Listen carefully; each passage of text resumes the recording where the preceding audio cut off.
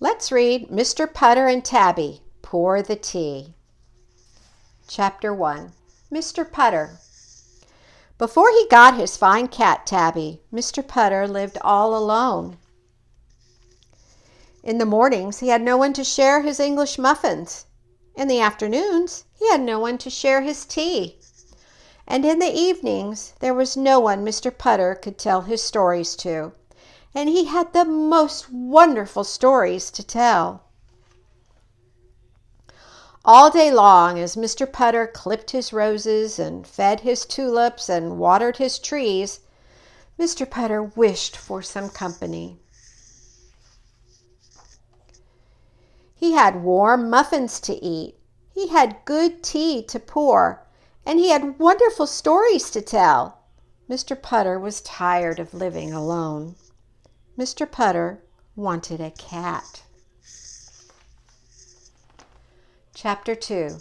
Tabby. Mr. Putter went to the pet store.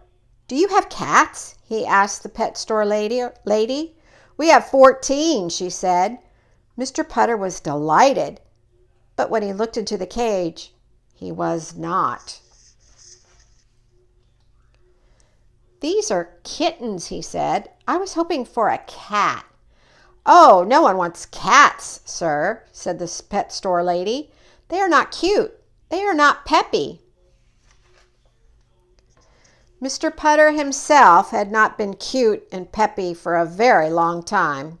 He said, "I want a cat." "Then go to the shelter, sir," said the pet store lady. "You are sure to find a cat." Mr. Putter went to the shelter. "Have you any cats?" he asked the shelter man. "We have a fat gray one, a thin black one, and an old yellow one," said the man. "Did you say old?" asked Mr. Putter. The shelter man brought Mr. Putter the old yellow cat. Its bones creaked, its fur was thinning, and it seemed a little deaf. Mr. Putter creaked. His hair was thinning, and he was a little deaf too. So he took the old yellow cat home. He named her Tabby, and that is how their life began. Chapter 3. Mr. Putter and Tabby. Tabby loved Mr. Putter's tulips. She was old, and beautiful things meant more to her.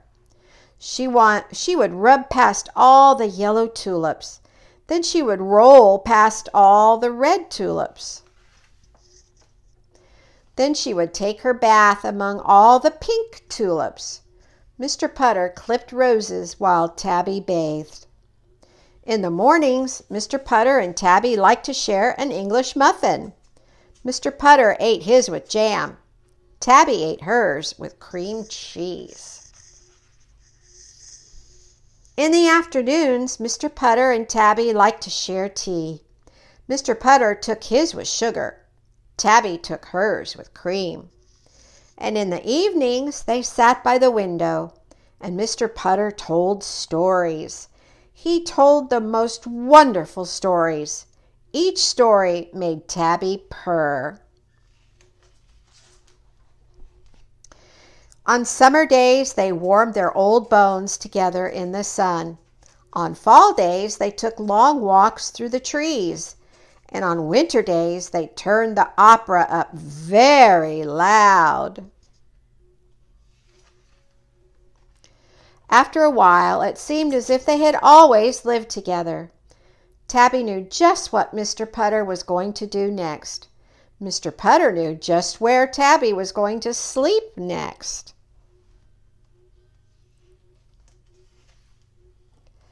In the mornings, each looked for the other as soon as they opened their eyes.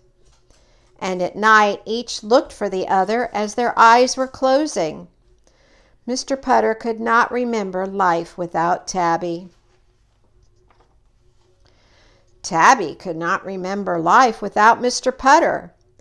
They lived among their tulips and trees. They ate their muffins. They poured their tea. they turned up the opera and enjoyed the most perfect company of all, each other. The end. Thank you for reading with me.